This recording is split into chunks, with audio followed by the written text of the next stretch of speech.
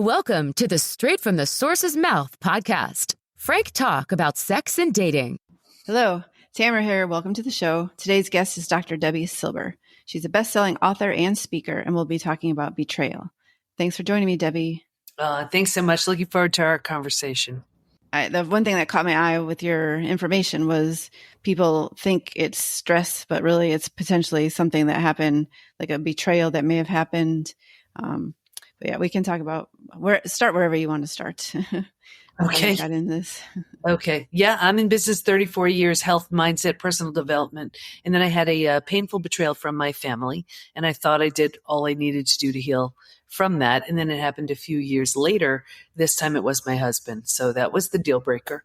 Got him out of the house and looked at the two experiences thinking like, what's going on here? And, I'm one of those people that believes if nothing changes, nothing changes. So, usually I go to books or courses and there wasn't anything available to help me heal.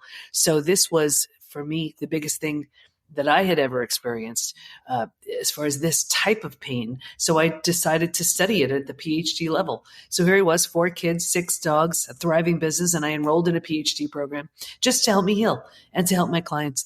And that study led to 3 groundbreaking discoveries, which changed my health, my family, my work, my life. What you said you discovered 3 breakthrough things. What do you want to start by talking about those or? Sure. Okay. So the first was I had a feeling that betrayal was a different type of trauma. I'd been through death of a loved one. I'd been through disease, but betrayal felt different for me. I didn't want to assume it was the same for all my study participants. So I asked them, if you've been through other traumas besides betrayal, does it feel different for you? And unanimously, they said it's so different. And here's why. Because it feels so intentional, we take it so personally. So the self gets shattered and has to be rebuilt. Rejection, abandonment, belonging, confidence, worthiness, trust. Like when you lose someone you love, you grieve, you're sad, you mourn the loss, but you don't question the relationship. You don't question your ability to trust. With betrayal, you do. So that betrayal is a different type of trauma that needs a different way to heal. That was the first discovery. Okay.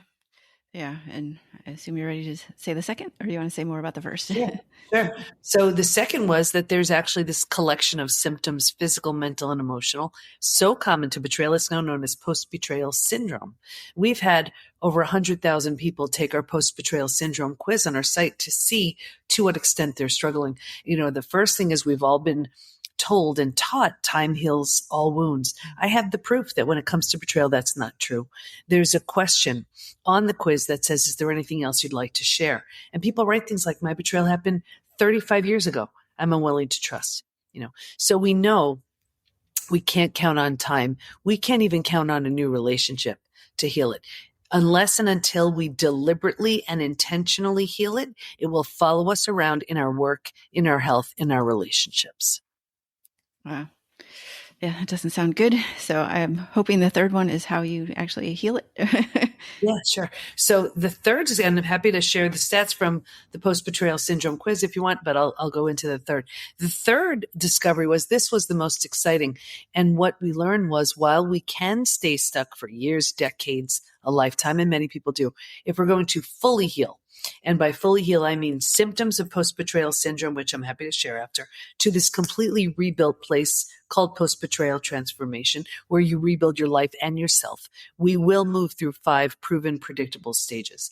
And what's even more exciting about that is we know what happens physically, mentally, and emotionally at every stage. And we know what we need to do in order to move from one stage to the next. Healing's entirely predictable.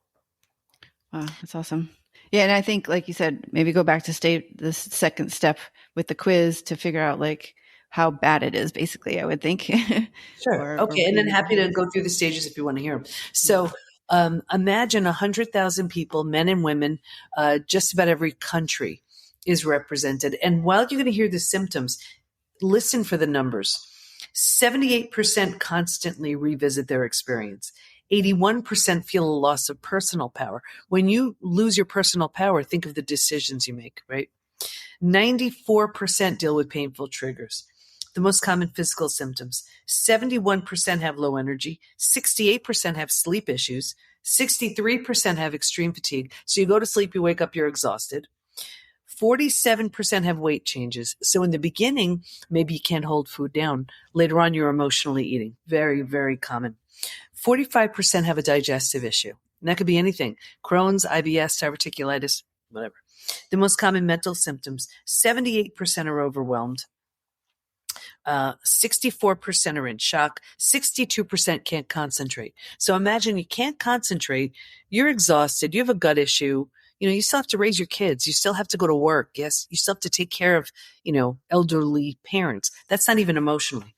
Emotionally, 88% experience extreme sadness. 83% are very angry. And you're going to be bouncing back and forth between those two all day long. 79% are stressed. I'll just read a few more. This is why I wrote my book, Trust Again. This one killed me. 84% have an inability to trust. Think about what that's going to do as far as future relationships. 67% prevent themselves from forming deep relationships because they're afraid of being hurt again. The big wall goes up. They keep everyone at a distance. 82% find it hard to move forward. 90% want to move forward, but they don't know how. Now, what's crazy about those stats is, first of all, you didn't hear me say 20%, 30%. The numbers are super high. They're also not representative of a recent betrayal. This could be from the parent who did something awful when you were a kid. This could be from, the partner who broke your heart in high school. So this person may not know, care, remember. They may not even be alive. And here we are, years, decades later, with these symptoms because it was left unhealed. The good news is you can heal from all of it, which I mentioned. That was the third discovery. Yeah, I'm definitely ready to hear about that. It sounds, as soon as you mentioned something, I was like, oh, I think I might have one of these. So let me hear this. Yeah. Okay. So you want me to go through the 5 stages? Yeah. Sure. Okay. So this is all we do within the PBT Institute. It's what I certify all of our coaches and practitioners in. I'm going to give you a super boiled down version. Stage 1 is before it happens. And if you can imagine 4 legs of a table, the 4 legs being physical, mental, emotional, and spiritual, what I saw with everybody, me too, was a heavy lean on the physical and the mental thinking and doing, and kind of neglecting or ignoring the emotional and the spiritual feeling and being. Well, if a table only has 2 legs, it's going to be easy for that table to topple over. That's us. Stage 2, shock, trauma, D-Day, discovery day. This is the scariest of all of the stages. And this is where the person just kind of takes the mask off and reveals who they've been. And it's the breakdown of the body, the mind, and the worldview. So right here, you've ignited the stress response. You're headed for every single stress-related symptom, illness, condition, disease. Your mind is in a complete state of chaos and overwhelm. You cannot wrap your mind and understand what just happened. Makes no sense. And your worldview has just been shattered. That's your mental model, the rules that govern you, that prevent chaos. Trust this person. Don't go there. These are the rules. And in one earth-shattering moment or series of moments, every rule you've been following is no longer true. The bottom has bottomed out and a new bottom hasn't been formed yet. So it's terrifying. Right? But think about it. If the bottom were to bottom out on you, what would you do? You'd grab hold of anything or anyone in order to stay safe and stay alive. That's stage 3. Survival instincts emerge. This is the most practical out of all of the stages. If you can't help me, get out of my way. How do I survive this? Where do I go? Who can I trust? Here's the trap though. Stage 3 by far is the most common place we get stuck. And here's why. Once we've figured out how to survive our experience, because it feels so much better than the shock and trauma we just came from, we think it's good. And because we don't know there's anywhere else to go, we don't know there's a stage 4 or a stage 5. Transformation doesn't even begin until stage 4. But because we don't know there's anywhere else to go, we plant roots here. We're not supposed to, but we don't know that. And 4 things start to happen. The first thing is we start getting all of these small self-benefits. We get our story. We get to be right. We get sympathy, from everyone we share our story with. And on some level, we're so unhappy, we think this is good. So we take it. And now because we're here longer than we should be, now the mind starts doing things like, maybe you're not that great. Maybe you deserved it. Maybe this, maybe that. So we plant deeper roots. And now because these are the thoughts we're thinking, this is the energy we put out. Like energy attracts like energy. So now we start attracting new people and circumstances and relationships to confirm, yep, This is where we belong. Here's where we'll join some lame support group and everybody's complaining and commiserating, and we will sabotage our healing and our growth because we found our people.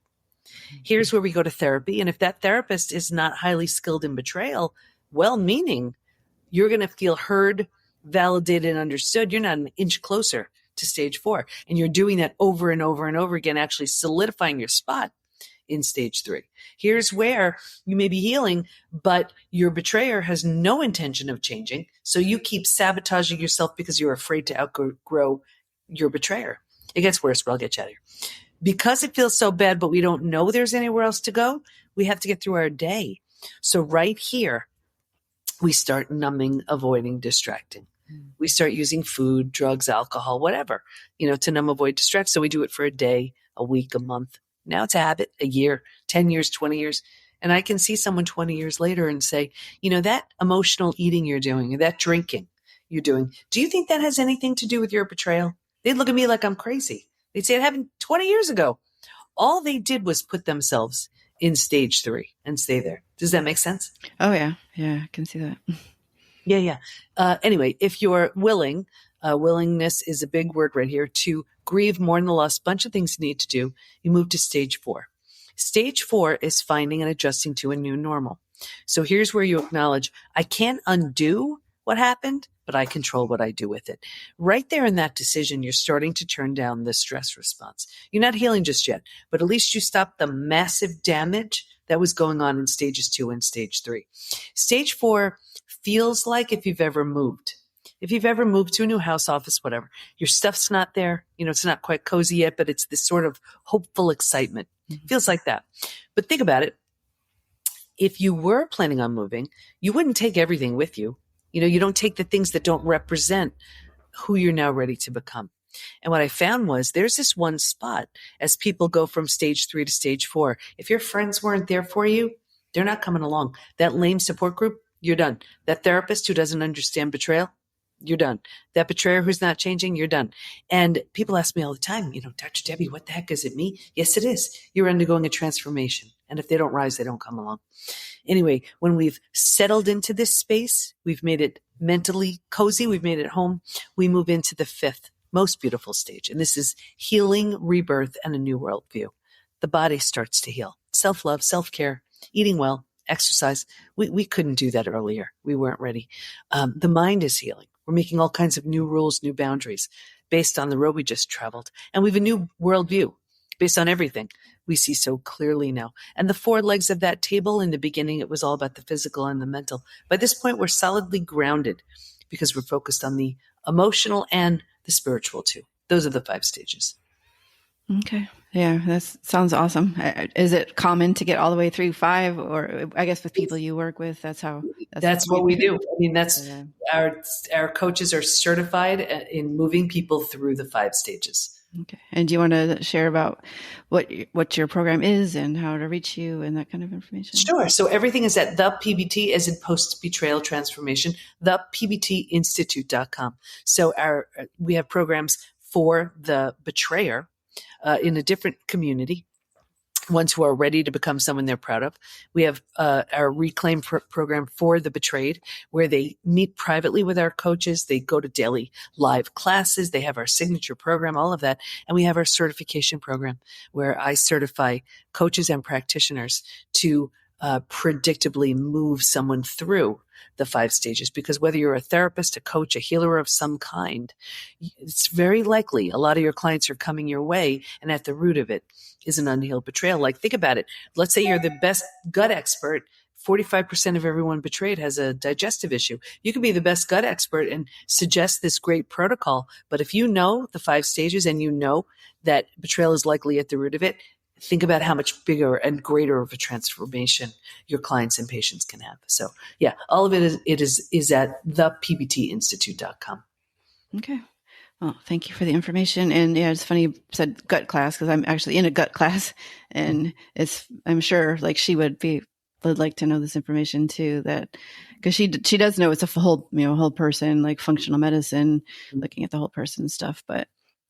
And I've heard this information before-ish, but not to this extent. So it's good that there is hope for people. Have you It's seen? more than hope. It's predictable. If someone's willing to do it, we gotcha. Yeah. Okay.